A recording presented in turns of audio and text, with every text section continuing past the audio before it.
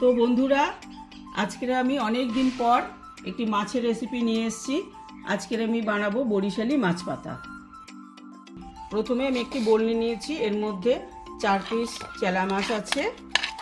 আপনারা চাইলে যে কোনো মাছ দিয়ে করতে পারেন। সমুদ্রের একটা গোটা পেঁয়াজ কুচি, 2 কোয়া রসুন কুচি, এবার লঙ্কা কুচানো, পরিমাণ মতো লবণ, পরিমাণ মতো হলুদ গুঁড়ো, 1 টেবিল স্পুন লঙ্কার গুঁড়ো।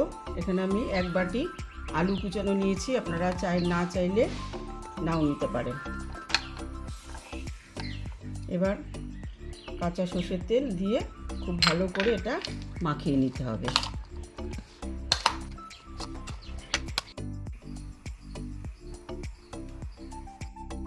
লোহার একটা তাওয়া গরম করে দেখুন আমি একটা কলা পাতা নিয়েছি, খুব ভালো করে পরিষ্কার করে ধুয়ে নিতে হবে। এবার একটা পাতা নিচে দিয়ে উপরের পাতাটা ভালো করে তেল মাখিয়ে নিয়েছি। এবারে মাখানো মাছ একটা একটা করে উপরে দিয়ে দিচ্ছি।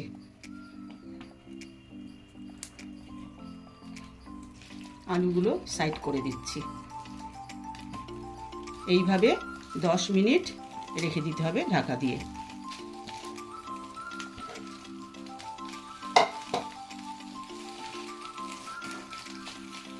ফ্লেমটা কম দিয়ে।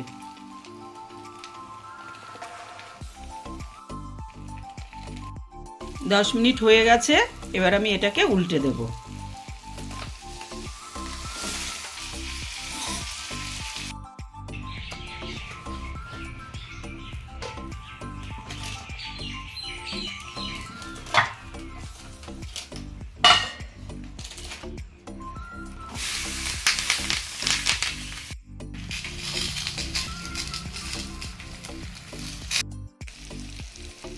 রেডি আমাদের বরিশালি মাছ পাতা।